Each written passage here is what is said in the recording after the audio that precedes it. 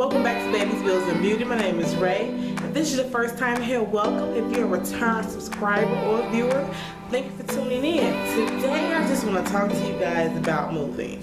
I know a few of my videos I have mentioned that I am moving, and I decided, you know what, let's talk about it. So I came up with 5 tips that can help you move.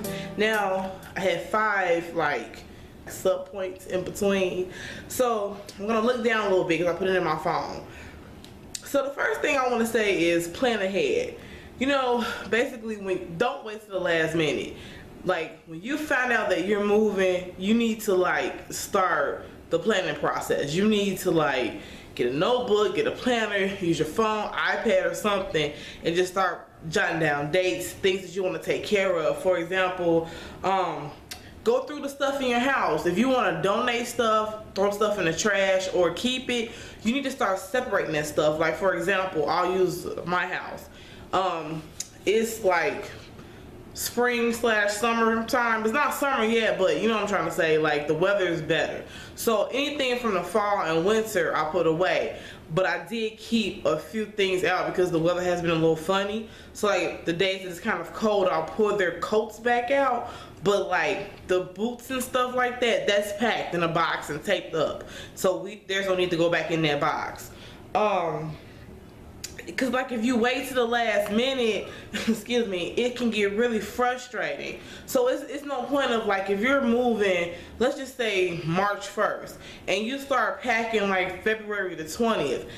In my opinion, that's not enough time because you are basically just throwing things into a box. Now, by all means, if you're in that type of rush, then do what you have to do. But if you know in advance where you're going, what time you're going, and how you're going to get there, start the process now. If you know August 1st you're going to be living at XYZ location and it is now May, start the process. You know, just don't wait till the last minute. Another thing you should do, if you know that you want new furniture for your place, start furniture shopping now. You don't have to go buy anything, but at least go to the furniture stores and start looking at different stuff. Another thing that I would do, if you know you want to paint where you're going to move to, start working on that now.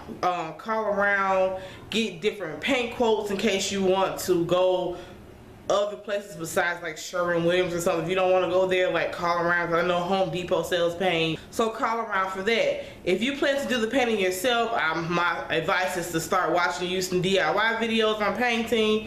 Go get that blue painter's tape, buy your painting supplies. Just be prepared, because the best thing to do is to have your space painted before you and your items arrive. There's no need in you moving in and have them paint on top of you, unless you have no choice but to do that.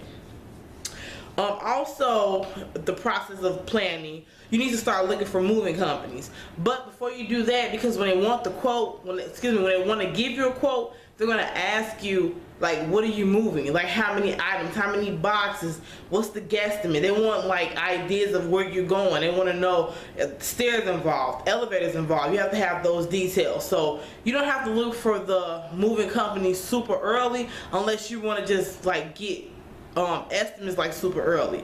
Me personally, I know where we're going, so I started calling around, but I didn't do it right away. But I did start sooner than later, and I had a good idea of how many boxes and what pieces that I was going to take with me, and I was able to describe, how to get to the new spot, because they want to know if you need a moving van or moving truck.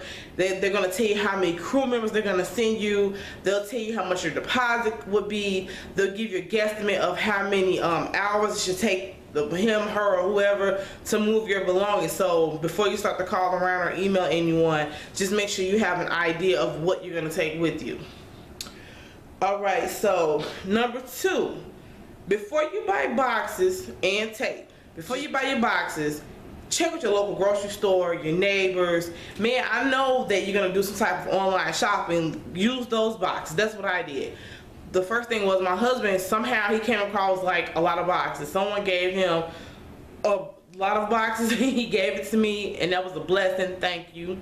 and then I did a lot of online shopping. Like I ordered a lot from Amazon, so I knew I was gonna have some big boxes coming from them. I saved those. I've been saving them for a few months now. I just took the tape and I retaped the bottom of it for a little bit more security, because you know how the Amazon boxes come.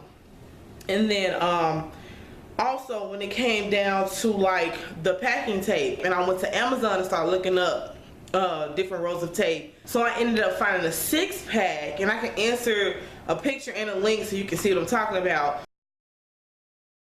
So don't just run out and buy an expensive roll of tape. Look around for some tape, because I know it's like an impulse thing when you're trying to pack and get things done. Save some money, because you're gonna need your money to move. You don't want to spend all your money just trying to pack things up. And then another thing was bubble wrap for, you know, your glassware and stuff. That I wasn't gonna buy anymore. I already had some from a previous move. When I ran out, by the grace of God, again, I was given some newspaper, and I used that newspaper to wrap up some things. And when I say by the grace of God, somebody gave my husband some newspaper, and he gave it to me. I didn't ask him to go get me any paper. I did let him know that I needed some paper, and he happened to be at work, and he said someone just gave him some newspaper.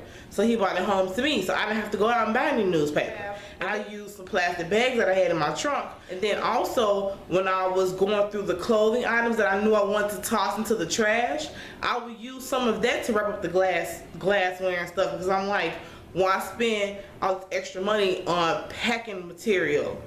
What's the point? You know, so that's a good tip. Let's see. Tip number 3. Now this tip, this came from a YouTuber. Her name is At Home with Nikki. Excuse me, and I'll insert her in the card and down below. The tip I got from her was basically, you know, making a map of your layout. She from the video that I remember, I watched it like almost a year ago, but I do remember it. Basically what she did was she made a map of the room that she's gonna have all her boxes, you know, moved into. So she left one house, and she had a little layout of a map of her boxes, and they were color coded. She gave it to the movers. She had them lay out the boxes in a certain order, and I believe it was in her garage. And her first set of boxes that she had closest to the door to unpack was the kitchen. And you know, that was a really good idea, because in my opinion, you should unpack your kitchen and your bathroom first. I mean, so I think At Home with Nikki, that was a really good idea to have the layout. And then, so my tip number 4 is keep any and all necessary documents handy. Keep them near you, especially if you have children. You're going to need their school records, their shop records, their birth certificates, anything like that, etc. Just anything that pertains to your kids, you're going to need it. I mean, you're going to need documents for yourself too, but you know that if you're transferring them, especially in the middle of the year, you have to have that new paperwork. So, my last tip, number 5, is stop your mail as soon as you can. Don't wait till the last minute to do that either, because if you have important things coming to your mailbox, you're going to miss out on something. You're going to get frustrated. You're going to be back and forth trying to find it. You're going to wonder who's in that apartment or home now, if they got in your mail or something like that. See, me personally, I don't even use my home address. I have a P.O. box. I've been using the post office for years. I just don't really care to use my home address for numerous reasons, but the main reason is because you just don't want to have that confusion. It is easier to stop your mail and send it to your post office if you do have something coming to your home, versus constantly stopping it to move to wherever you're going to move to. Another thing that you can do to help with this transition of stopping your mail is, if you have like online billing and stuff, you can just log into the website of the bill that you're paying and update your address from there. So that saves you time and trouble. So pretty much you just have to gauge, you know, what comes to your house and what doesn't come to your house. And if you're paperless, just pretty much update the people that you can, and then stop your mail as soon as possible. As soon as you can find out that you have access to that new mailbox, my personal opinion would be to go ahead and forward your mail. Now, I wouldn't forward it like several months in advance, unless you can go check their mail daily or something, but that's just my opinion. So those are my 5 tips. If you have any questions, concerns, or comments, please feel free to comment down below. I'll be happy to answer any questions for you. If you like this video, go ahead and give it a thumbs up. If you haven't subscribed, go ahead and hit that button. And as always, I'll see you in the next video. Bye.